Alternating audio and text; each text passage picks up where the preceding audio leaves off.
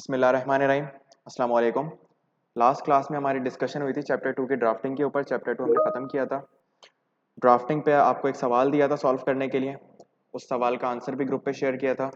बराए मेहरबानी उस सवाल को अटेम्प्ट करें, आंसर को कंपेयर करें अपने बुक के आंसर से, सॉरी सजेस्टेड आंसर से। एंड उसके अलावा चैप्टर 2 के एमसीक्यू सॉल्व करें, आपको भेज दिए जाएंगे। जिनको मिल गए वो भी सॉल्व करें। और चैप्टर 1 के एमसीक्यूज में कोई प्रॉब्लम तो नहीं आई? सही है, समझ में आ गए? चलें, तो आज हम अपनी डिस्कशन को आगे कंटिन्यू करेंगे चैप्टर 3 के ऊपर। चैप्टर 3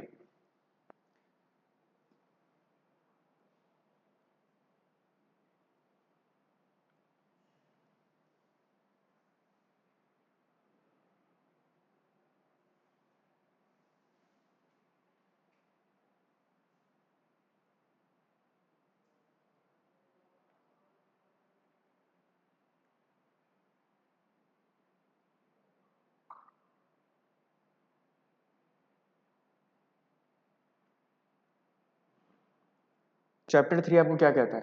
पहले चैप्टर में आपने क्या पढ़ा था? डेटा के बारे में, कि डेटा क्या है, कैसा होता है, कैसा दिखता है, ये सारी चीजें आपने पढ़ी। अब आप लोग पढ़ेंगे दूसरे चैप्टर में आपने पढ़ा डेटा की गवर्नेंस के बारे में, कि उस डेटा को गवर्न कैसे करना है, उसको मैनेज कैसे करना है, कैसे उसकी क्वालिटी, कैसे उसकी सिक्योरिटी, इन सबको हमने कैसे इंश्योर करना है। तीसरे चैप्टर में अब आप पढ़ेंगे कि आपने उस डेटा को एनालाइज करना है, उससे अपना काम निकलवाना है। सही है, बात समझ आ रही है? अच्छा, ये कहां से रिलेट करेंगे आप बात? पहली क्लास में हमने एक बात की थी, क्या आप लोगों को याद है? वो एग्जाम्पल, हमारी कितनी सेल हुई थी, कितनी सेल होनी चाहिए, अब इस हिसाब से अपने डिसीजन को प्लान करें। ये समझें कि वो एग्जाम्पल हमने उस क्लास में ले ली थी। आज हम उसके ऊपर डिस्कशन करेंगे कि कैसे उस चीज को लेकर चलना है।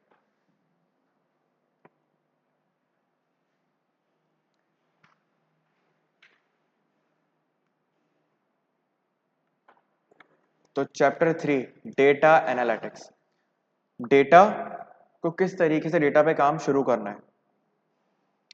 सबसे पहली चीज आपके पास डेटा एनालिटिक्स की साइकिल, किस तरीके से डेटा एनालिटिक्स की कहानी शुरू होती है। तो डेटा एनालिटिक्स में मुझे सबसे पहले एक बात बताएं खुद से, कि सबसे पहले डेटा को क्या करना है हमने। सबसे पहली शर्त यह कि आपको डेटा जमा करना है। फिर क्या करें, उस जमा किए हुए डेटा को एज इट इज उस पर काम शुरू कर दें, या नहीं गवर्नेंस वाले फेज में हम क्या करते थे, डेटा फ्री फ्रॉम एरर्स होना चाहिए, डेटा साफ सुथरा होना चाहिए, डेटा कंप्लीट होना चाहिए, डेटा एक्यूरेट होना चाहिए, डेटा की क्वालिटी पर हम लोग काम करते थे। तो दैट इज डेटा क्लीनिंग। अब आप लोग इतने मेच्योर हो चुके हैं कि अब आपको इस लफ्ज का मतलब पता है, डेटा कलेक्शन। चैप्टर 1 क्वालिटेटिव है, क्वांटिटेटिव है, स्ट्रक्चर्ड है, अनस्ट्रक्चर्ड है। डेटा क्लीनिंग पे बात आई तो आपको पता है कि डेटा वैलिडेशन के थ्रू साफ करना है, डेटा की डुप्लीकेशन खत्म करनी है, डेटा को एक्यूरेट रखना है, डेटा को कंप्लीट रखना है। इन लफ्ज के पीछे पूरे पूरे चैप्टर पढ़ लिया हमने एक तरह से। पहला स्टेप क्या है आपका, डेटा को जमा करना है। दूसरा स्टेप क्या है आपका, उस डेटा की सफाई करनी है, उस डेटा को सही साफ सुथरा लेकर आना है। तीसरा, डेटा को एक्सप्लोर करना है। मतलब इसका मतलब क्या है सर, डेटा तो निकल के आ गया, लेकिन ये डेटा तो एक आपके पास रॉ फॉर्म में डेटा तो कहता ही उसे। अब उस डेटा से कुछ मतलब तो निकालें। तो डेटा एक्सप्लोरेशन का मतलब, मैंने उस डेटा को यूज करते हुए कुछ ऐसे चार्ट्स बनाए, कुछ ऐसे पैटर्न्स बनाए जिससे मुझे उस डेटा का मतलब समझ में आए। फॉर एग्जाम्पल,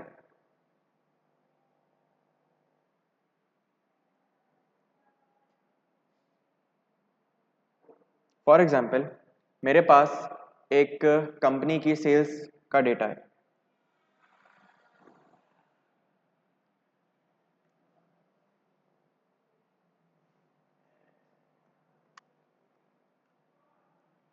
मेरे पास एक कंपनी की सेल्स का डेटा है। उस सेल्स का डेटा पता है मुझे क्या कह रहा है? वो मुझे कह रहा है कि सर डेट, सही है सर, सेल्स, और फिर ये किस कस्टमर को हुई, ये सारा डेटा।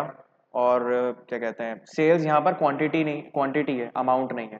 ठीक है, यहाँ पर क्वांटिटी है कि कितनी गुड्स बिकी, फिर उसके बाद अमाउंट, ये सारी चीजें यहाँ पर आ रही हैं। सही है। अब जरा गौर कीजिएगा, मेरे काम की चीज मैंने क्या उठानी है डेटा में से, अभी फिलहाल एग्जाम्पल के लिए 1 जनवरी 2025 को 10 यूनिट्स बिके, फिर 2 जनवरी 2025 को 15, फिर 3 जनवरी को 25, फिर 4 जनवरी को 17, फिर 5 जनवरी को 19 और फिर 6 जनवरी को 27। डेटा समझ में आया? ये किसको सेल हुई, इसकी वैल्यू क्या थी, ये सब आगे लिखी हुई है।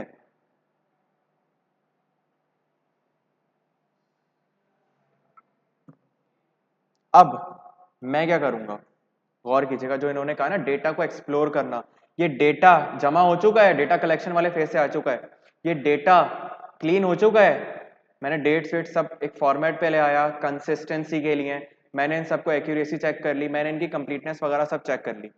अब अगला काम मैं क्या करूंगा, मैं बनाऊंगा एक अदर चार्ट। चार्ट बनाना आता है आप लोगों को?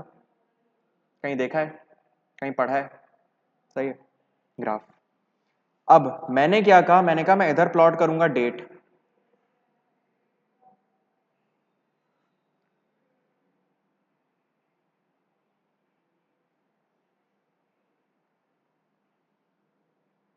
डेट, और इधर प्लॉट करूंगा सेल्स। सही है सर, या बल्कि इसको ऑपोजिट करते हैं सर, सेल्स मैं यहां रखूंगा,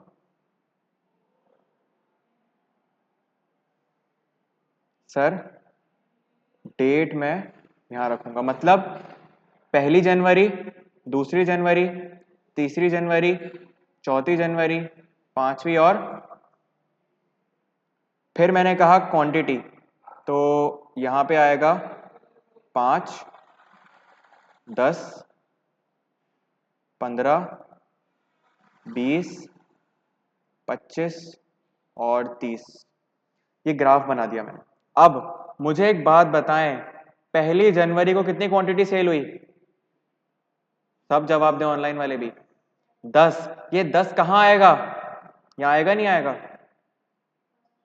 मैं डेटा को यूज करना सिखा रहा हूं कि जो चार्ट का लफ्ज इस्तेमाल किया, ग्राफ्स का लफ्ज इस्तेमाल किया, वो क्या कहना चाह रहा है डेटा एक्सप्लोरेशन में। दूसरी को 15 सेल हुई, ये कहां आएगा? 15 दूसरी तारीख को। तीसरी तारीख को 25 सेल हुई, 25 वाले में आ जाएगा। चौथी को 17 हुई, तो ये कहां आएगा सर? ये 20 और 15 के बीच में कहीं आएगा, लेट से यहां लगा देते हैं। सर 5 तारीख को 19 सेल हुई, ये भी इससे थोड़ा सा ऊपर आ जाएगा, और 6 तारीख को 27। समझ में आया ऑनलाइन वाले हजरात? क्या चाह रहा है ये बाहर वाला? ये हमारी क्लास के वक्त तोड़फोड़ याद आती है इन लोगों को। बहरहाल सर 1 तारीख, फिर मैंने इन सारे पॉइंट्स को कनेक्ट कर रहा हूं।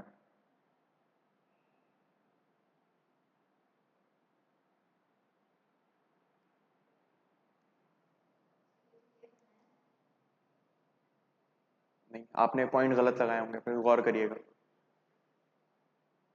कुछ। अब मुझे एक बात बताएं, इस तरीके का ग्राफ कहीं देखा है आप लोगों ने? कहीं तो देखा होगा, स्टैट्स में देखा है, और कहीं? सर ये ग्राफ बता क्या रहा है? ये ग्राफ ये समझाना चाह रहा है, ये तो एक डेटा था, इंफॉर्मेशन इससे तो कुछ पता ही नहीं चल रहा था, मैंने इस डेटा को कुछ नहीं किया, सिर्फ ग्राफ में तब्दील किया, तो मुझे क्या पता चल रहा है सर? सेल्स ग्रेजुअली बढ़ी 3 तारीख तक, और कितनी हुई? 25। फिर उसके बाद सेल गिरी 17, फिर थोड़ी सी उठी 19, और फिर अचानक से 6 तारीख को सेल हुई। तो मुझे एक ट्रेंड मिल रहा है, मुझे कुछ पता चल रहा है कि ये ग्राफ क्या बता रहा है मुझे, ये ग्राफ बता रहा है कि सर आपकी सेल्स ग्रेजुअली इंक्रीज हो रही है। बात समझ आ रहा है सर? यहां तक इंक्रीज हुई, फिर गिरी थोड़े दिनों के लिए, 2 दिन के लिए, फिर तीसरे दिन मजीद ऊपर चली गई, तो आपकी सेल्स ओवरऑल क्या हो रही है? इंक्रीज ही हो रही है। ये बात समझ में आ रही है? इसे कहते हैं डेटा को एक्सप्लोर करना। अभी मैं एक एक लफ्ज पे बात कर रहा हूं, फिर हम इनको इंडिविजुअली भी पढ़ेंगे। फिर डेटा की मॉडलिंग। आपने आपने ये जो एनालिसिस की है इसको यूज करेंगे और इनसे रिजल्ट्स निकालेंगे। बात समझ आ रही है? इनसे रिजल्ट्स निकालेंगे तो ये डेटा की मॉडलिंग में पता ही जाएगी आपको बात। फिर उन रिजल्ट्स को इंटरप्रेट करेंगे। जैसे मैंने ग्राफ बनाया, अब आपको समझ ही नहीं आया सर इसका मतलब क्या है, तो मैं इस ग्राफ के नीचे एक लाइन लिखूंगा कि sale is in upward trend, sale जो है वो इंक्रीज कर रही है ओवर द डेज। फिर मुझे पता चला कि आजकल सेल इंक्रीज कर रही है, तो क्या मुझे मार्केटिंग पे पैसा खर्च करना है? वही उस दिन वाला सवाल, नहीं सर, अगर सेल इंक्रीज कर रही है तो मार्केटिंग पे पैसा खर्च करने की जरूरत नहीं है, बल्कि मैं क्या करूं, मैं प्रोडक्शन बढ़ाऊं ताकि मेरी सेल्स कॉम्प्रोमाइज ना हो जाए। ये दरवाजा पूरा बंद करना सर, माजरत।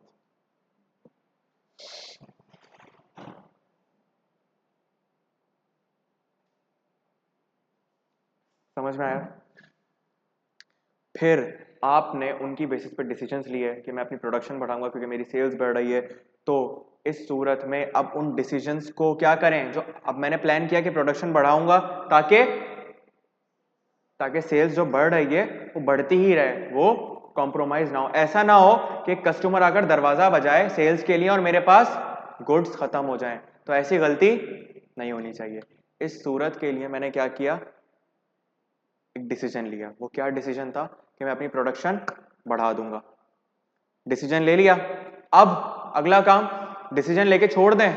नहीं सर, आप क्या करेंगे, प्रोडक्शन बढ़ रही है, सेल्स बढ़ रही है, तो ये भी तो देखें कहीं ऐसा ना हो कि प्रोडक्शन तो बढ़ाते रहो और आखिर में सेल्स गिरना शुरू हो जाए। मॉनिटरिंग करते रहना। अभी आपने एनालाइज किया कि सेल्स बढ़ रही है, प्रोडक्शन बढ़ा दो, कुछ टाइम में क्या हुआ, सेल्स वापस गिरने लग गई और आप प्रोडक्शन बढ़ाए जा रहे हो क्योंकि आपने तो एक डिसीजन लिया और छोड़ दिया उसे। तो सर हमने पढ़ा कि उस डिसीजन को लेकर छोड़ेंगे नहीं, उसको टाइम टू टाइम मॉनिटर कर रहे होंगे कि जहां मुझे लगेगा यार सेल्स अब तो गिरना शुरू हो गई है, तो क्या प्रोडक्शन बढ़ने दूंगा? प्रोडक्शन रोकूंगा, मैं प्रोडक्शन बोलूंगा कम करो क्योंकि अब सेल नहीं हो रही है। इसे कहते हैं मॉनिटरिंग करना उन चीजों की। सॉरी सॉरी,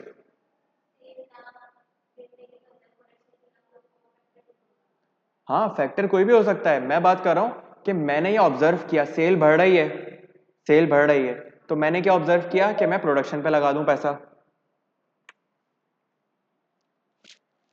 जब सेल बढ़ रही है तो मैंने पैसा कहां लगाया?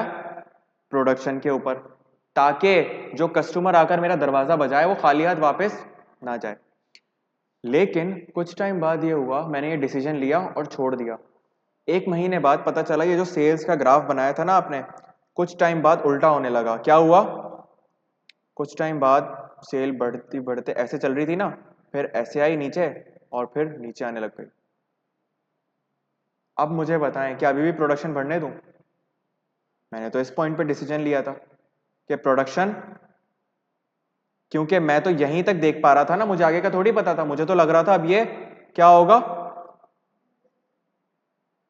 ये बहुत गहरी बात है, अगर ये बात समझ गए आप लोग, बहुत काम की बात है ये, कि मुझे यहां लग रहा था कि प्रोडक्शन बढ़ेगी, बढ़ी नहीं सर, प्रोडक्शन तो गिरना शुरू हो गई, ओ सेल्स गिरना शुरू हो गई, सॉरी, सेल्स गिरना शुरू हो गई।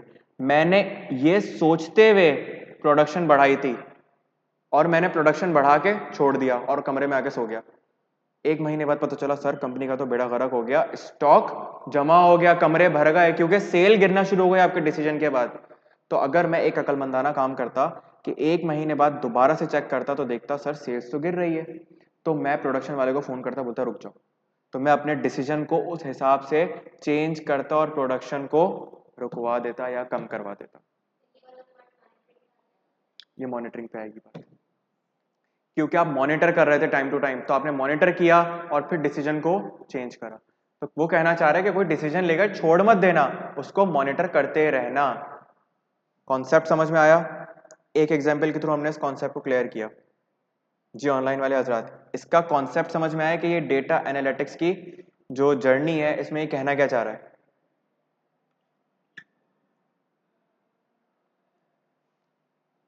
जवाब दें ऑनलाइन वाले बच्चे, फिर हम इन पॉइंट्स को इंडिविजुअली पढ़ेंगे। ओके, सबसे पहला data collection. Pull data from all relevant sources. Relevant sources याद है डेटा के क्या थे? बताइए, अच्छी बात है सर, रिवीजन हो जाएगी। डेटा के सोर्सेज क्या क्या थे? हम अब ये नहीं बोल सकते सर सोर्सेज क्या होते हैं, हमें पता है सोर्सेज क्या क्या थे डेटा के, बताइए डेटा के सोर्सेज क्या थे। ये आपसे कोई सवाल करके डेटा के सोर्सेज क्या थे, सर फर्स्ट चैप्टर में थे, ऐसी बात है? क्या थे? इंटरनल है, एक्सटर्नल है, प्राइमरी है, सेकेंडरी है, ये सब याद है ना? प्राइमरी क्या होता है, सेकेंडरी क्या होता है, इंटरनल क्या होता है, एक्सटर्नल क्या होता है? To build a complete picture of the business problem. Sir data obtain करें ताकि मसला समझ में आए। सर हमने डेटा जमा किया सेल्स का, तो हमें मसला पता चला कि मसला किस चीज में है। एक्सट्रैक्ट ऑल, अब हमारे पास मसला नहीं था, हमारे पास तो अच्छी बात है कि सेल्स बढ़ रही है, लेकिन मसला क्या था इसमें? सर शायद ऐसा होता फ्यूचर में कि सेल तो बढ़ रही हो लेकिन प्रोडक्शन नहीं होती मेरे पास, और मेरे पास स्टॉक नहीं होता। जब स्टॉक नहीं होता तो कस्टमर खाली हाथ वापस चला जाता और फिर सेल लाजमी गिरती। यहां पर क्या एग्जाम्पल दी है? हमने क्या किया, सेल ट्रांजैक्शंस, कॉस्ट रिकॉर्ड्स और जितनी भी चीजें थी उनसे डेटा उठाया, सेल्स डेटाबेस से, इन्वेंट्री सिस्टम से, प्रोडक्ट कैटलॉग से, इसने एग्जाम्पल दी है। तो डेटा कहीं से भी आ सकता है। तो पहला पॉइंट क्या है, आपने जिस पर भी काम करना है पहले आप डेटा जमा कर लें, जिस डेटा पर भी आपने एनालिटिक्स अप्लाई करनी है। हमारी एग्जाम्पल में हमने क्या लिया था, हमने सेल्स का डेटा लिया, किस डेट पर कितनी सेल हो रही है। अगला काम, step 2, clean and explore. Sir clean का मतलब आप अपनी डेटा को साफ सुथरा बनाएं, अगर कहीं डेट मिसिंग है तो उसे फिल कर दें। सर अगर कहीं पे डेट का फॉर्मेट गलत है उस फॉर्मेट को सही कर दें। सर कहीं एंट्री थोड़ी ऊपर नीचे है तो उसको एडजस्ट कर लें। कहीं प्रोडक्ट का कोड नहीं है, ये सारे काम जो आप गवर्नेंस में पढ़ के आए हैं डेटा की क्वालिटी को मेंटेन करने के लिए, आप वो काम यहाँ पे कर लें। सही है? डेटा, अब अगला काम डेटा को एक्सप्लोर करना। अब आप क्या करें, वो जो आपने डेटा साफ सुथरा कर लिया, अब उसका मतलब तो निकालें कि इस डेटा का मतलब क्या है।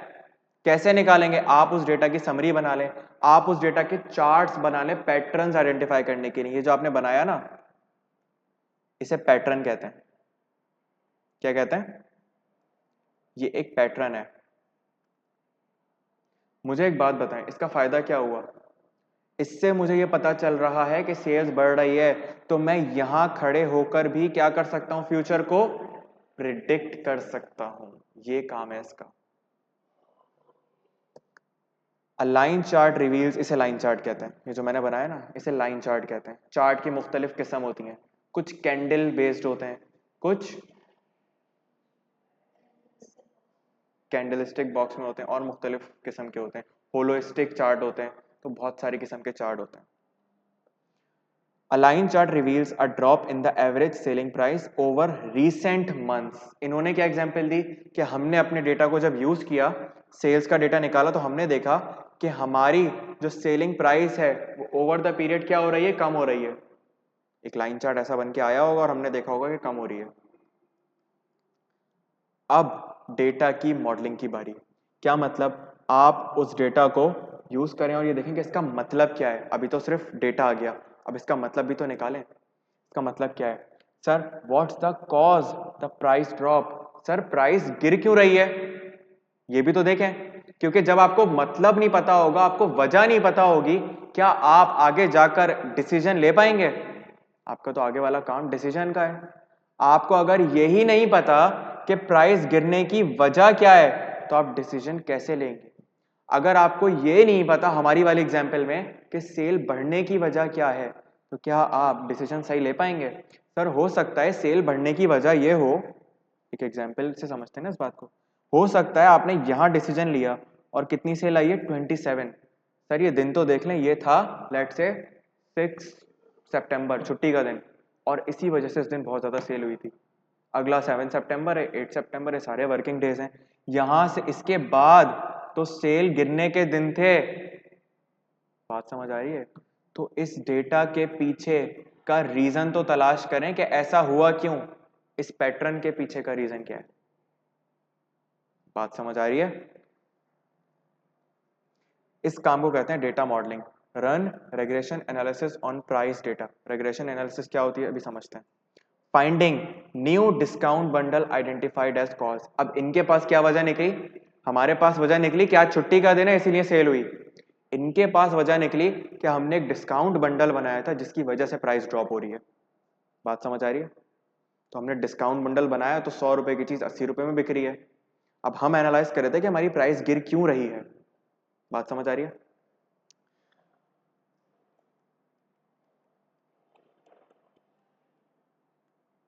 Step 5 interpretation and insight. अब आपने मॉडलिंग के थ्रू वजह निकाल ली कि डेटा कहना क्या चाह रहा है। बात समझ आ रही है?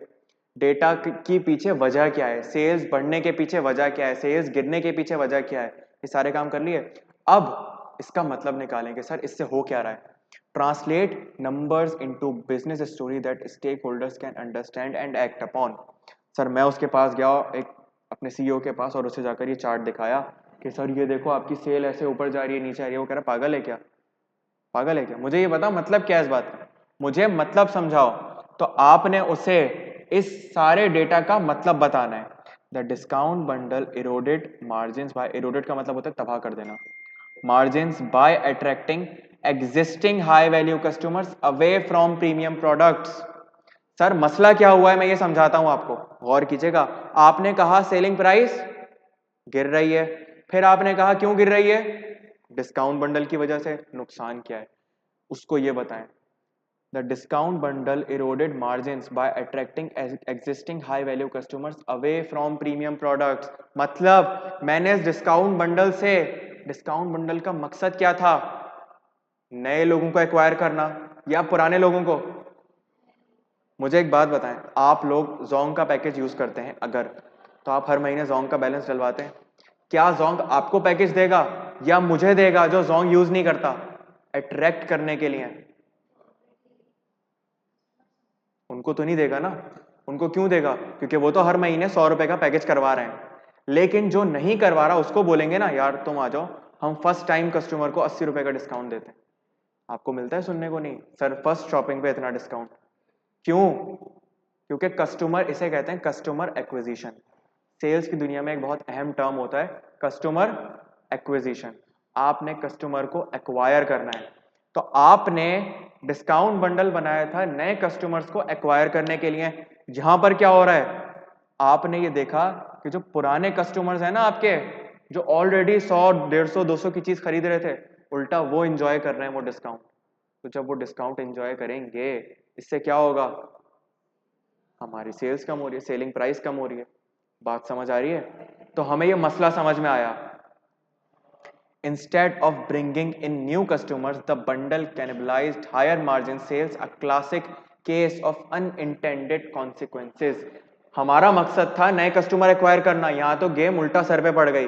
पुराने कस्टमर जो थे, जो अक्सर 100 150 200 की चीज खरीद रहे थे, वो उल्टा 80 50 में लेके जा रहे हैं। उनसे तो मैं 150 निकलवा सकता हूं ना, और निकलवा रहा था, लेकिन मुझसे गलती ये हुई कि इस डिस्काउंट बंडल की वजह से उनको फायदा पहुंचा दिया मैंने और मेरा नुकसान हो गया। कनेक्ट हुई सारी बात है? हम क्या लग रहा है, स्टेप 4 में मैंने क्या किया, मैंने, अब अज्यूम करें स्टेप 4 नहीं है, अज्यूम करते हैं स्टेप 3 में क्या बात पड़ी हमने, डेटा को चार्ट बना लिया। सही है, आपने चार्ट में देखा सर सेलिंग प्राइस गिर रही है, अच्छा गिर रही है, तो अगला सवाल आपसे ये नहीं होगा क्यों गिर रही है। उस क्यों का जवाब है डेटा मॉडलिंग में, कि क्यों गिर रही है, वजह बताओ, हाइपोथेसिस, मॉडल, फाइंडिंग। फाइंडिंग कहते हैं कि आपने देखा क्या मसला है, सेलिंग प्राइस क्यों गिर रही है, मेरे पास वजह लेकर आओ। तो आपने कहा सर डिस्काउंट बंडल जो आपने बनाया था ना अभी 1 महीना पहले उसकी वजह से गिर रही है। अच्छा, अब सर गिर रही है, ठीक है, कोई बात नहीं। गिरने की वजह से रिजल्ट्स क्या आ रहे हैं यहां मैं वो बता रहा हूं। डिस्काउंट बंडल की वजह से प्राइस गिर रही है, कोई मसला नहीं। अब मसला पता चल रहा है सर, मसला ये है कि जो हमारे पुराने कस्टमर थे जो वो पैकेज 150 रुपए में खरीदने के लिए तैयार थे वो 50 रुपए में 80 रुपए में लेके जा रहे हैं due to that discount bundle. ये मसला है, ये इंटरप्रिटेशन है उस रिजल्ट्स की। बात समझ में आया? Discount bundle is the cause. ऊपर हमने पढ़ा कॉज क्या है इसके पीछे, और यहां हमने पढ़ा कि उसकी वजह से हमें नुकसान क्या हो रहा है। अगला काम, अब आपको पता चल गया सर नुकसान क्या हो रहा है, अब आप क्या करेंगे, डिसीजन लेंगे कुछ। तो हमने क्या किया, recommend discounting the bundle for existing customers while maintaining it for new customer acquisition. Discontinuing मतलब हमने वो जो डिस्काउंट बंडल था वो न्यू कस्टमर्स के लिए रिस्ट्रिक्ट कर दिया। मतलब अब जरा समझिएगा, यहाँ पर दो चीजें आप साथ पढ़ रहे हैं, सेल्स की स्ट्रेटेजी और डेटा एनालिटिक्स, दोनों को यूज कर रहे हैं। इन्होंने क्या किया, अब उस डिस्काउंट बंडल को सबके लिए अवेलेबल नहीं रखा। फूड पांडा यूज किया है किसी ने? पहली दफा फूड पांडा यूज करने पर कितना डिस्काउंट मिलता है? दूसरी दफा क्यों? यहां पर उसने यही किया। तो इन्होंने पहले क्या किया, 20% फॉर एवरीवन कर दिया फूड पांडा ने, मिसाल दे रहा हूं। फिर उनको ये रियलाइज हुआ अरे ये तो भंड हो गया, वो लोग जो वैसे भी खरीद रहे थे 200 500 1000 की चीज, उनको मैं 20% क्यों दूं? मैं तो 20% उनको दूंगा जो नहीं खरीद रहे। तो इसको कहते हैं नए कस्टमर एक्वायर करने के लिए। फिर फूड पांडा ने क्या किया, बोला एक काम करो, जो पुराने कस्टमर हैं उनको डिस्काउंट नजर ही नहीं आएगा। अब डिस्काउंट किसको नजर आएगा, सिर्फ नए कस्टमर्स को जो पहली दफा ऑर्डर प्लेस कर रहे होंगे। तभी लिखा होता है 15% या 20% of on your first order, ताकि आप कस्टमर बन जाएं उनके। आप कस्टमर बन जाएं एक दफा, फिर देखें आपसे कैसे हर दफा सेल नहीं करवाते हम, फिर देखें आप कैसे मंगवाते हैं हर दफा।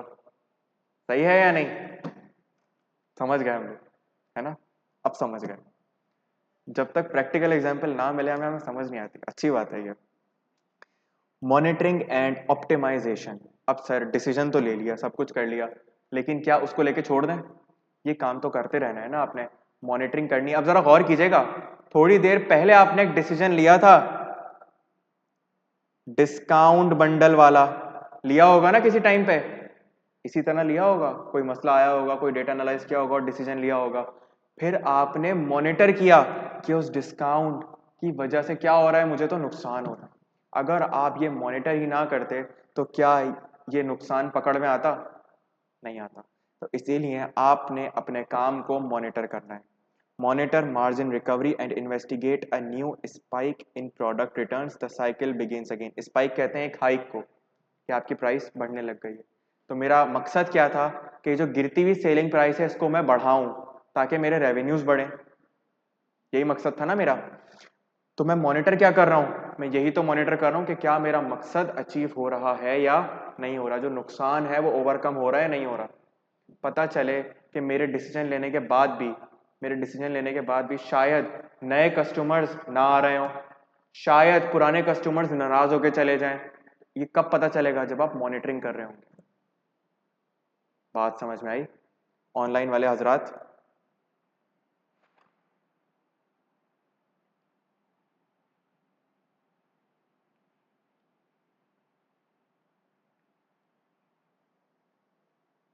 सब बताएं, सबको समझ में आई? ओके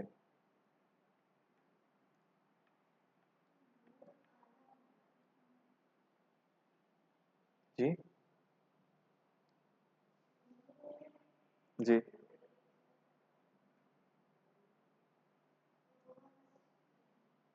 नहीं दोनों अलग अलग हैं भाई। हाँ हाँ अलग हैं ये, अलग स्टूडेंट हैं भाई। भाई यहाँ जो फिजिकल बच्चे बैठे हुए हैं ये दोनों स्टूडेंट्स को एक ही बंदा समझ रहे हैं, कह रहे हैं ये एक ही उम्र दो नाम से आएगी।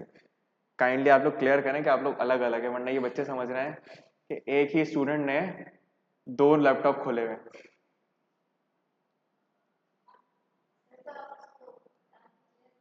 क्या करें? क्यों क्लियर करें? ऐसी कौन सी गंदी बात होगी यहाँ पे? अलग हैं, वो बोल रहे हैं अलग अलग है।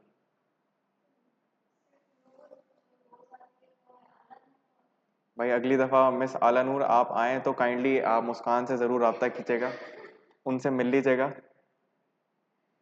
और ज़रूर मिलिएगा, क्योंकि उनका शिकायत है कि वो आला नूर को नहीं जानती।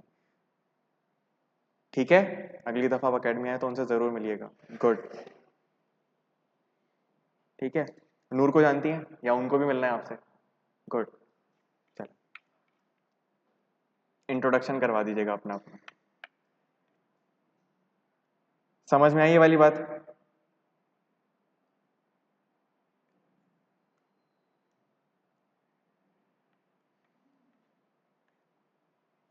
यहां तक कोई सवाल? ओके। अब इस चीज को, क्योंकि मैंने बताया कि इसमें आप दो चीजें एक साथ समझ रहे थे, एक सेल्स की चीज और एक डेटा एनालिटिक्स, तो इसकी दी हुई एग्जाम्पल को हम एक बार शुरू से आखिर तक दोबारा पढ़ते हैं ताकि हमें इसका कॉन्सेप्ट क्लियर हो।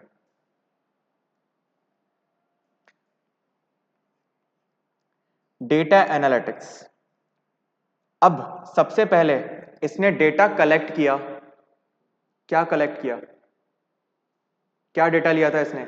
इसने सेल्स का सारा डेटा ऑब्टेन कर लिया कि मेरे पास सेल्स का क्या क्या डेटा है। फिर इसने उस डेटा की सफाई की। क्या सफाई की?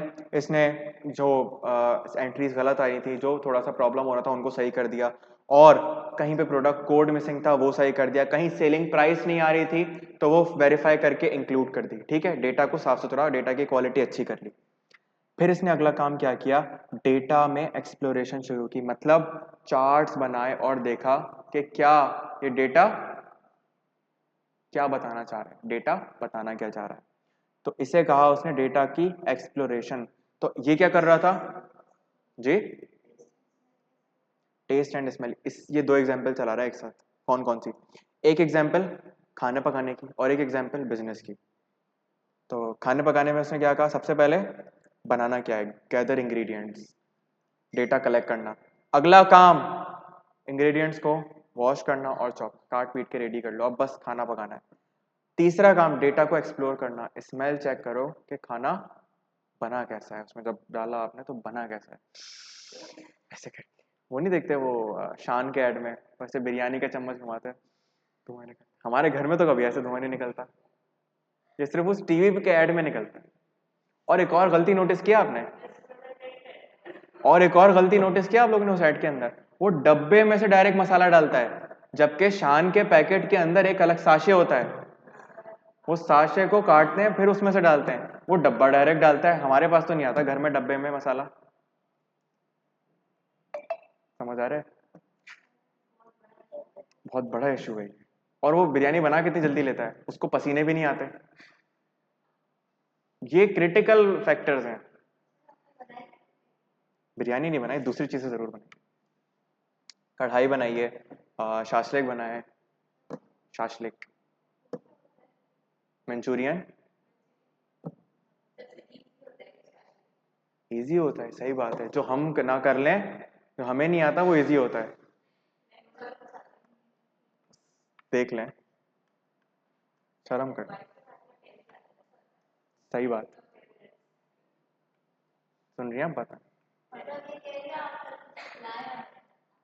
सही बात है। ठीक है, मैं कल कुछ खिला देता हूँ, फिर उसके बाद चैप्टर 3 कोई नहीं पढ़ेगा जब तक मैं, तो चैप्टर 3 के नोट्स नहीं बनाऊंगा तो पढ़ाऊंगा कैसे? तो रात को 3 बजे तक आपके ख्याल में मैं क्या कर रहा था? मैं कोई, तो मैं क्या कर, आपको क्या लग रहा था? हॉल है वाला कुछ सर के बारे में ऐसी सोच। भाई मैं नोट्स ही बना रहा था। तो तीसरा काम इसने क्या किया? डेटा को एक्सप्लोर किया। उस डेटा से क्या हुआ? डेटा से चार्ट्स बनाए ताकि उस डेटा का मतलब समझ में आए। तो हमारी एग्जांपल में क्या समझ में आया कि सर प्राइस जो है वो ड्रॉप हो रही है। अगला काम, उसने प्राइस ड्रॉप होने के पीछे वजह तलाश की कि यार ये ड्रॉप हो रही है, इसके पीछे वजह क्या है। तो अचानक से मार्केटिंग वाला बंदा उसी मीटिंग में बैठा हुआ था। उसने बोला सर एक मसला है, अभी हमने एक डिस्काउंट बंडल लॉन्च किया था, तो कहीं ऐसा तो नहीं उसकी वजह से हो रहा हो। उसने हाइपोथेसिस, समझ में आ रहा है, इसे कहते हैं hypothesis. What's causing the price drop, उसने ये चेक किया कि क्या ऐसा हो रहा है नहीं हो रहा। Run regression analysis on price data. Regression analysis क्या होती है, अभी आपको उसकी जरूरत नहीं है, लेकिन मकसद क्या है, इससे हुआ क्या, इससे ये पता चला कि हमें ऐसा लग रहा था डिस्काउंट बंडल की वजह से प्राइस गिर रही है, तो क्या वाकई ये वजह है या नहीं है। तो मैंने एक टाइप ऑफ एनालिसिस की कि क्या वाकई ये वजह है या नहीं है। फिर मुझे फाइंडिंग मिल गई कि हाँ, new discount bundle identified as cause, यही वो वजह है जिसकी वजह से प्राइस गिर रही है।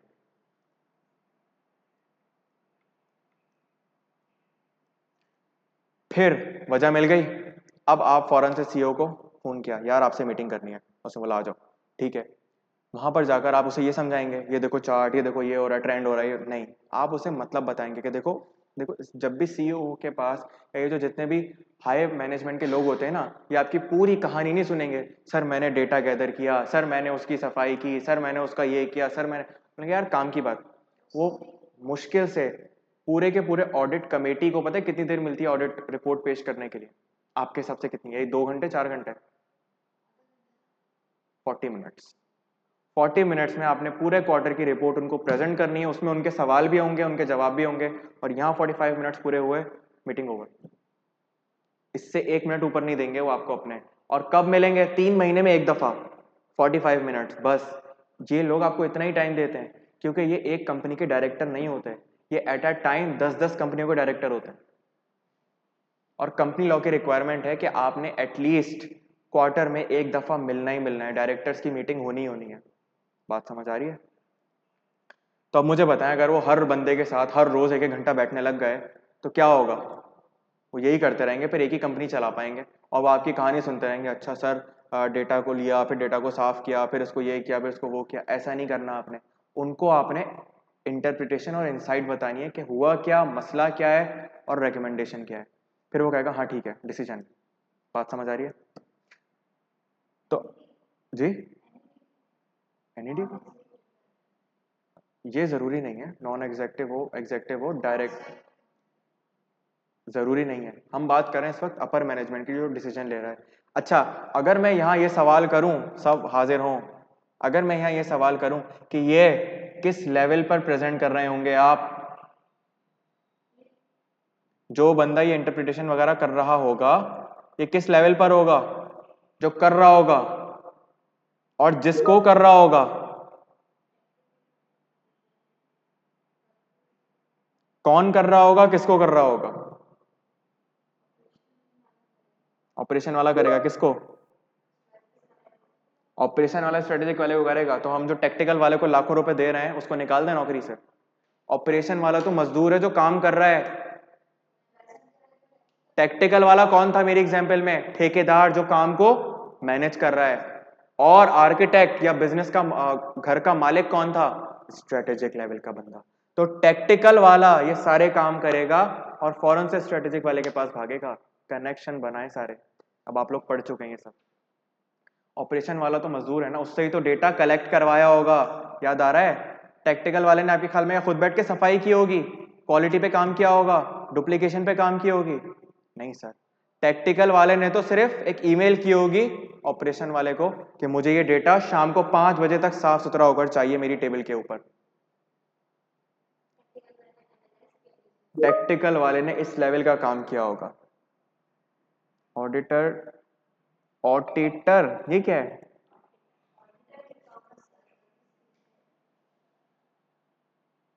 वाला स्ट्रेटेजिक वाले को बताएगा। गुड, बिल्कुल ऐसा ही है ऑडिटर। तो अच्छा, इसमें ऑडिटर जरूरी नहीं है, ये मत रिस्ट्रिक्ट कीजिएगा अपने आप को।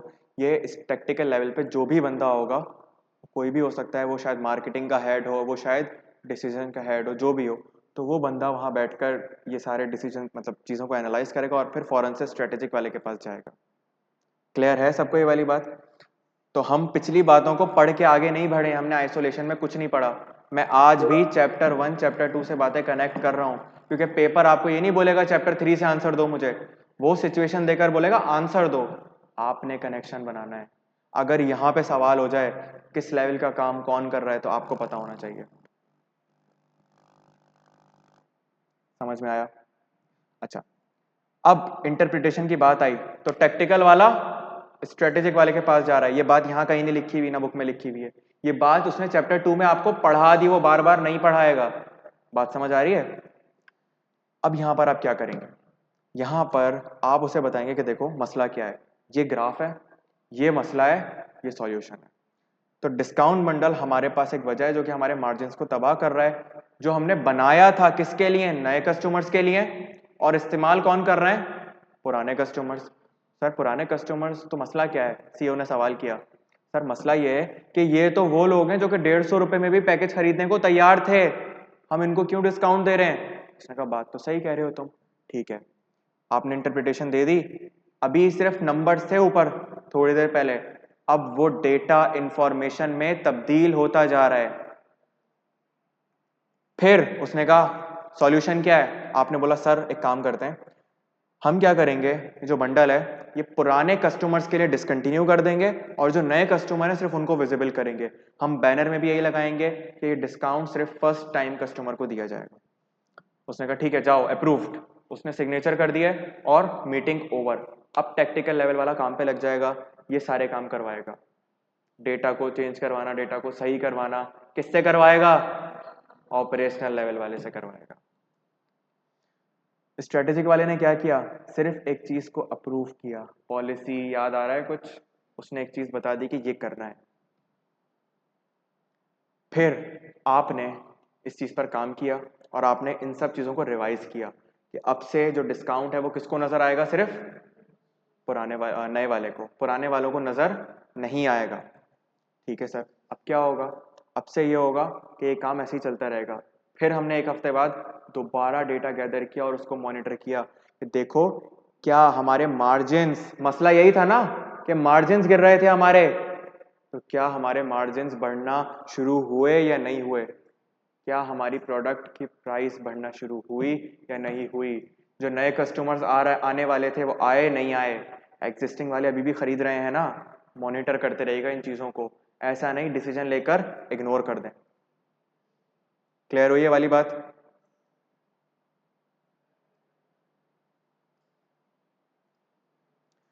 अच्छा, एक और एग्जांपल लें इसके ऊपर, डेटा एनालिटिक्स के ऊपर। इस चीज को किताब में फिर वही वाली बात, किताब क्या करती है, इस तरीके से बता देती है बात को, एक पैराग्राफ में अच्छी बड़ी बड़ी इंग्लिश लिख के छोड़ दिया बस, लेकिन एग्जाम्पल के बगैर मेरे नजदीक ये बात समझ नहीं आएगी। एक और एग्जाम्पल, इन वन एग्जाम्पल ये सारे पॉइंट्स दोबारा से क्लियर हो रहे हैं। सबसे पहले क्या एग्जाम्पल है, understanding how to turn business problems into data driven solutions through a systematic 7 step process. तो आप लोग पेपर से एक रात पहले बैठे होंगे ये सोचने के लिए कि डेटा एनालिटिक्स में सर ने क्या पढ़ाया था, तो आपको ये एक एग्जाम्पल मिलेगी और पूरा डेटा एनालिटिक्स वाला जो पार्ट है ये कवर हो जाएगा। सबसे पहले मैं क्या करूंगा, डेटा को कलेक्ट करूंगा, gather complaint logs, sales data and staff schedules to understand the problem. अब मुझे एक मसले पे काम करना था, तो मैंने कहा कि देखो यार मसला कहाँ कहाँ आ रहा है, मैंने मसला निकालने के लिए डेटा गैदर किया, तो मैंने कंप्लेंट के लॉग्स निकाले, मैंने सेल्स का डेटा निकाला, मैंने स्टाफ के शेड्यूल निकाले कि मसला क्या है समझते हैं। फिर जरा समझिएगा, मैंने उस डेटा को स्टैंडर्डाइज किया। स्टैंडर्डाइज याद आ रहा है, क्या करते थे, सारे वेट टाइम को एक साथ ले आए, सारी डेट्स को एक साथ ले आए, मुझे बताएं डेट इधर आ रही है, फिर उसके नीचे कुछ लोगों का कॉल टाइम आ रहा है, किसी का नाम आ रहा है, क्या डेटा कंसिस्टेंट है, नहीं। गवर्नेंस में पढ़ी ये चीज हमने। तो हम क्या करेंगे, स्लो लॉन्ग वेट सारे एक साथ आ जाएंगे, वेट टाइम वाले सारे एक साथ आ जाएंगे, कंसिस्टेंसी मेंटेन करेंगे डेटा के अंदर, इसे कहते हैं डेटा की क्लीनिंग। हो गया। अगला काम, अब आपके पास एक साफ सुथरा डेटा मौजूद है, उसको एक्सप्लोर करें कि उसका मकसद क्या है, क्या इंटरप्रेट कर रहा है वो डेटा आपको। Create visualisations revealing 70% of complaints are about long wait time at checkout.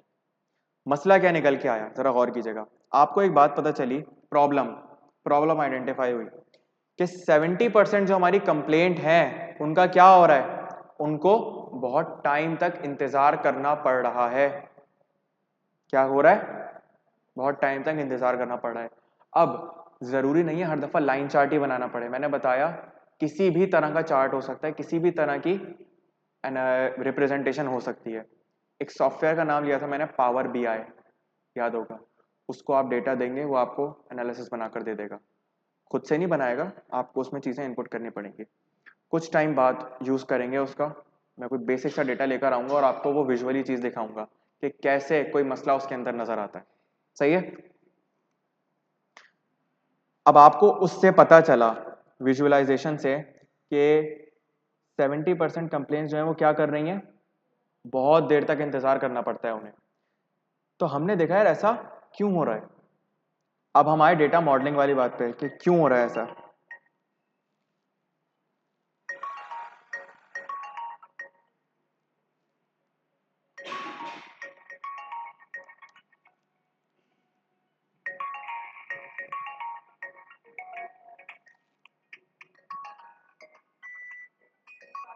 अच्छा,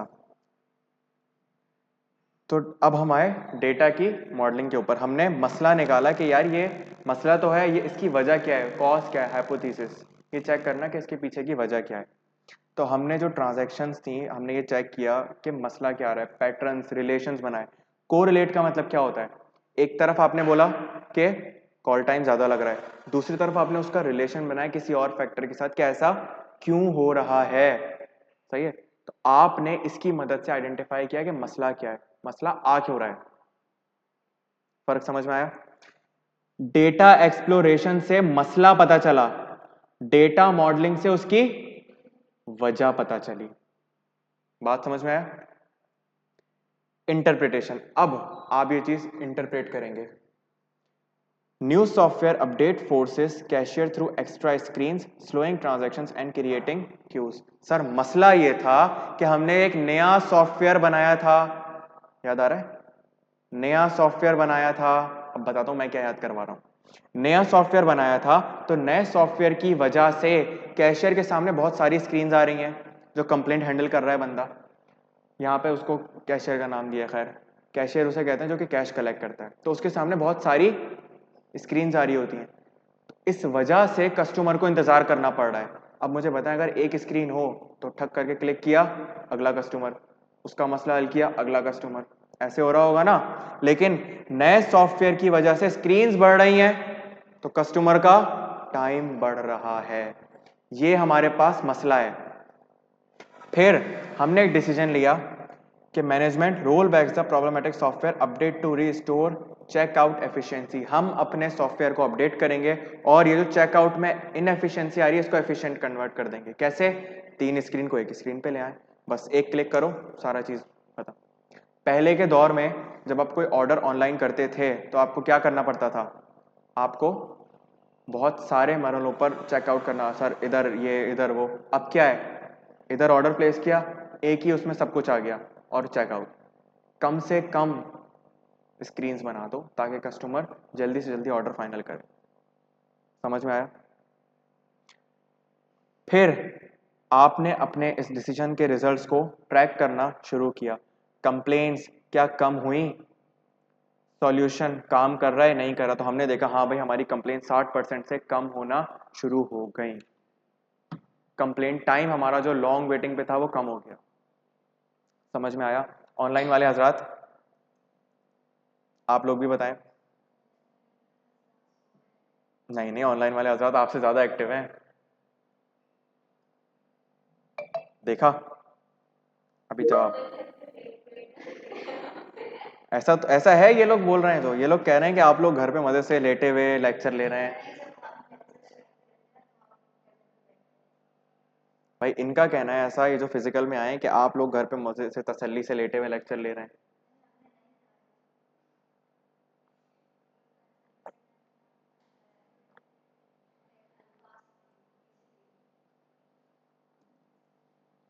नहीं सर, मना कर रही हैं वो, बैठ के ले रहे हैं। आप अजीब इल्जाम तराशी कर रहे हैं आप लोग बैठे हुए। ये टॉपिक समझ में आया।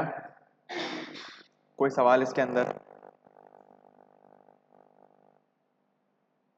इतने अच्छे बच्चे हैं आप लोग, कोई सवाल ही नहीं करते।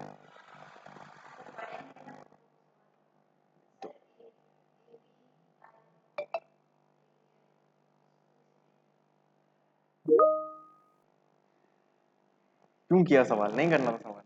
नहीं नहीं, इनका बोल। क्लस्टरिंग क्या है? कहाँ लिखा हुआ है? Depend on the sentence. Clustering कहाँ लिखा हुआ है? नहीं नहीं, मैं वो ज्यादा खतरनाक बात है। कौन ले रहा है?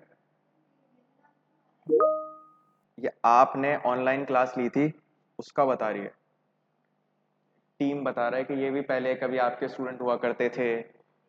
महक, अराई और मुस्कान, ये लोग आपके स्टूडेंट हुआ करते थे। जी, अच्छी बात है ना। पासिंग रेशो 100 चाहिए मुझे। I don't want quantity, I want quality. सुन रहे हैं ऑनलाइन वाले हजरात? मुझे ज़्यादा बच्चे नहीं चाहिए, मुझे क्वालिटी वाले बच्चे चाहिए।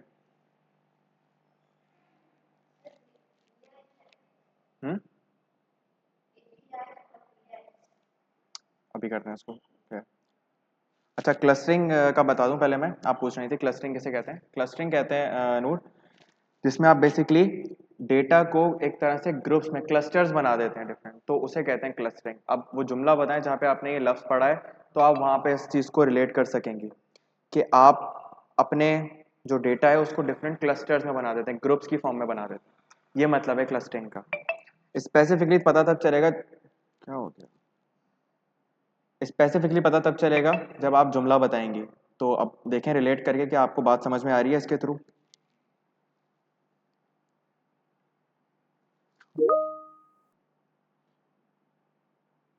क्लासिफिकेशन होती है, एक समझें कि आपने, आपके पास डेटा है, आप इसको किस क्लस्टर में डालना है, दैट इज क्लासिफिकेशन। जी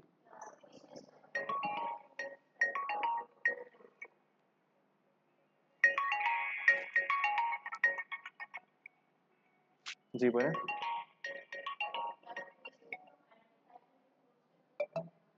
हाँ, तो क्लस्टरिंग एक ब्रॉड टर्म है, ये एक इंग्लिश का लफ्ज है जिसका मतलब है ग्रुप्स बनाना। ग्रुप्स बनाना, सही है। तो वहां पर डेटा मॉडलिंग में लिखा था, वो यही बताना चाह रहा है कि आप जब डेटा की मॉडलिंग करें तो आप बेसिकली क्या करेंगे, डिफरेंट ग्रुप्स बना देंगे। जैसे हमने क्या किया, सारे डेट्स को एक साथ कर दिया। हमने क्या किया, सेल्स को एक साथ कर दिया। अगर कोई ऐसा हो कि रीजन वाइज सेल्स हो रही है, तो आपने एक रीजन में सारी सेल्स को जमा कर दिया। बात समझ आ रही है? तो आपने क्लस्टर्स बना दिए डिफरेंट। और क्लासिफिकेशन, क्लासिफिकेशन फिर एक इंग्लिश का लफ्ज है। अब डेटा मॉडलिंग में क्लासिफिकेशन क्या होगी, कराची की सेल कराची के क्लस्टर में डाल दो, हैदराबाद की सेल हैदराबाद के। डेटा डेटा क्लीनिंग में तो ये काम करें जब आप उसको स्टैंडर्डाइज कर रहे हैं। लव्स इस क्लस्टरिंग यूज हो रहा है, इसको उससे वो करना, वो ना मिक्स ना करें। नूर, क्लियर हुआ आपको?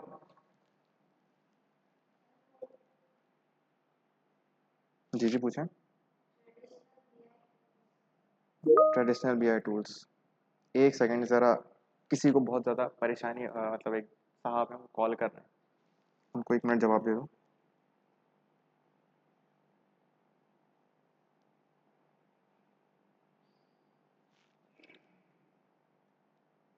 सही, क्या सवाल था आपका? Traditional BI course tools. BI का मतलब होता है बिजनेस इंटेलिजेंस। क्या होता है? Business intelligence. बिजनेस इंटेलिजेंस का मतलब क्या है इस बात का, कि सर बिजनेस इंटेलिजेंस आप यूज करते हैं डिसीजन मेकिंग के लिए। पावर बीआई का मैंने बताया, पावर बीआई मतलब बिजनेस इंटेलिजेंस, आप इसको यूज करेंगे बेहतर से बेहतर डिसीजन लेने के लिए। अब ट्रेडिशनल बीआई का मतलब ऐसे बिजनेस इंटेलिजेंस के तरीके जिससे आप मकसद डिसीजन मेकिंग ही अचीव कर रहे हैं, लेकिन वो तरीके कौन से हैं, वो ट्रेडिशनल हैं। सॉफ्टवेयर यूज कर रहे होंगे आप डिफरेंट, टूल्स यूज कर रहे होंगे आप different. Power BI is one of the BI tools. समझ में आया? एपीआई का मतलब होता है एप्लीकेशन प्रोग्रामिंग इंटरफेस। ये बेसिकली एक सॉफ्टवेयर मतलब कंप्यूटर साइंस फील्ड का टर्म है।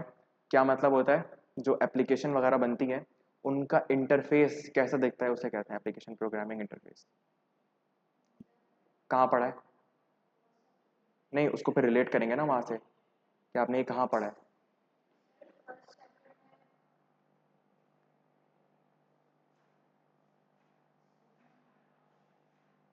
जी जी देखें, बताएं।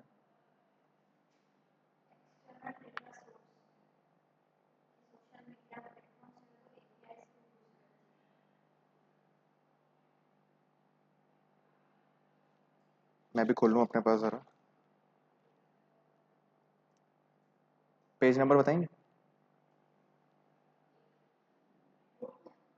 मैं भी खोलूँगा। 8।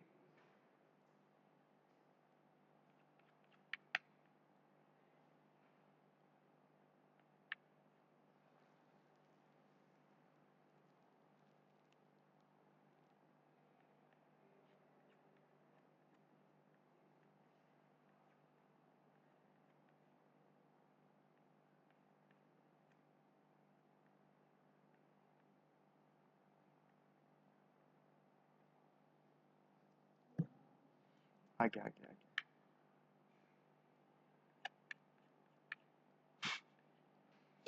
लोड होने में टाइम ले रहा है। ले आए बुक, ले आए पहले। मैं चाह रहा हूँ कि सब देख लें। अच्छा अच्छा, कौन सा टॉपिक चल रहा है ये? External data sources. API is a set of rules and tools that allows different software application to communicate with each other in the context of social media. APIs provided by platforms like Twitter, Facebook, or Instagram enables companies to access specific data such as posts, likes, hashtags, or mentions without manually browsing the sites. For example, a retail business can use an API to automatically collect customer comments about its brand from Twitter for analysis. APIs make it easier and faster to integrate external data into business systems और dashboards. यहाँ पर इसका क्या मतलब है? API के लोग भी मायने क्या हुए? Application programming interface. मैंने आपको बताया कि इंटरफेस का मतलब क्या होता है, जो आपको फ्रंट पे नजर आ रहा है। अब मोबाइल की स्क्रीन देखें आप अपनी, जो आपको एक बहुत आसान सी चीज दिखा रही है, इस ऐप पर क्लिक करो, ये टाइप करो। क्या इसके पीछे प्रोग्रामिंग भी ऐसी चल रही है? नहीं, वो तो बहुत कॉम्प्लेक्स चल रही है। एपीआई क्या कर रहा है, आपके लिए वो चीज आसान करके दिखा रहा है। सिमिलरली यहां पर भी एपीआई का यूज बताया जा रहा है। यहां पर एपीआई ने क्या किया, जो ट्विटर फेसबुक इन जगहों पर मुश्किल डेटा था उसको गैदर किया। एक पोस्ट पर 1000 कमेंट्स थे, उसने उस डेटा को जमा किया और लाकर आपके सामने प्रेजेंट कर दिया। बात समझ में? डेटा को आसान करता है आपके लिए।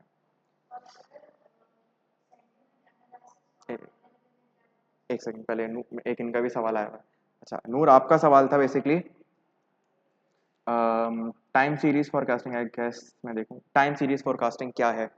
टाइम सीरीज फॉरकास्टिंग मैं दिखाता हूं आपको क्या है। ये जो अभी हमने की है इसे कहते हैं टाइम सीरीज फॉरकास्टिंग। कितने टाइम में क्या रिजल्ट्स निकल के आ रहा है, क्या पैटर्न बन रहा है, इसे कहते हैं। अब मैंने यहाँ पर यहाँ तक का डेटा मेरे पास मौजूद था, इसके आगे की मैंने प्रिडिक्शन की कि शायद ये पैटर्न अब कंटिन्यू होगा। तो फोरकास्टिंग होती है फ्यूचर के लिए।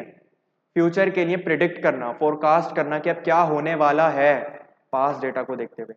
तो मैंने टाइम को एक उस पर रखा और ये देखा कि अब ये डेटा क्या कहना चाह रहा है और ये आगे क्या करने वाला है। That is known as time series forecasting. Noor clear है आपको?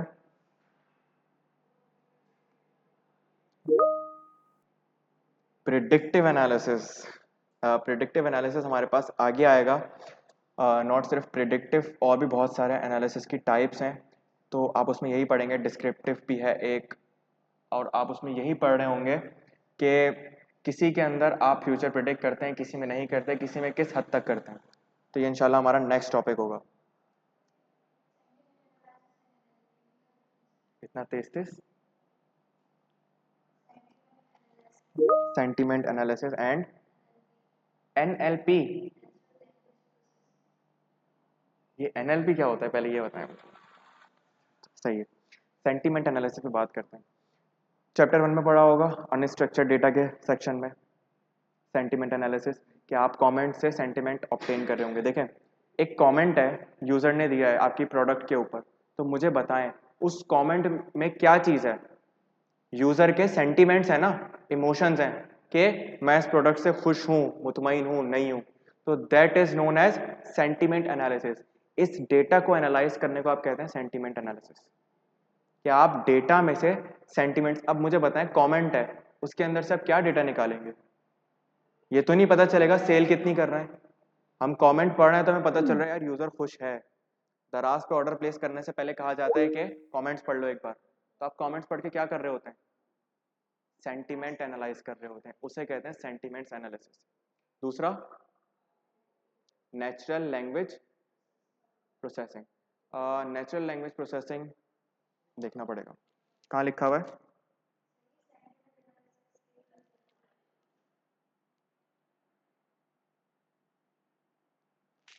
नेचुरल लैंग्वेज प्रोसेसिंग उसे कहते हैं कि एआई ह्यूमन लैंग्वेज की, अब हमारी और आपकी बात है, ये एआई को कैसे समझ में आती है? वो उसकी लैंग्वेज में। तो इस जो बीच में बैरियर हो रहा है ना, जो रास्ता तब्दील हो रहा है, इसे कहा जाता है नेचुरल लैंग्वेज प्रोसेसिंग। मतलब एआई आपकी बात को समझ रहा है, क्या वो भी अपने एआई वालों से इसी जुबान में बात करेगा? नहीं। तो आपकी बात को समझना, इसे कहा जाता है नेचुरल लैंग्वेज प्रोसेसिंग एआई के लिए।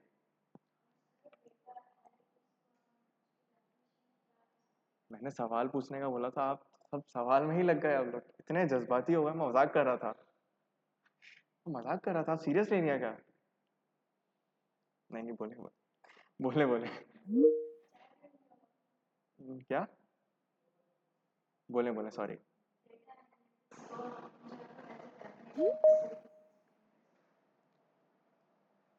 डेटा एनालिटिक्स को as a definition, data analytics के पीछे सिंपल कॉन्सेप्ट वही है जो मैंने पहले दिन पढ़ाया था। आपने पास्ट डेटा को, पुराने डेटा को यूज करते हुए आगे के लिए डिसीजंस लेने, डेटा एनालिटिक्स ये है। मैंने अपने पुराने डेटा को यूज करते हुए आगे के लिए डिसीजंस लेने हैं कि मैं क्या करूं, क्या ना करूं।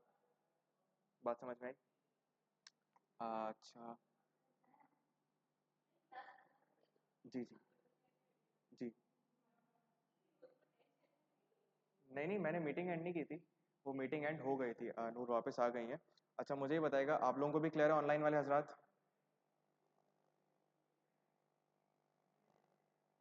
कोई सवाल नहीं है, सारी चीज़ें क्लियर हैं, तो फिर मीटिंग एंड करते हैं। ऑल राइट, फिर इंशाल्लाह नेक्स्ट क्लास में मुलाकात होगी। इसको अच्छे से पढ़ के आइएगा, कोई सवाल हो फिर से पूछिएगा, ठीक है? थोड़ी देर में सी लॉ शुरू करते हैं। अल्लाह हाफिज़। हाँ हाँ, मैं भी नमाज़ पढ़ने जा रहा हूँ।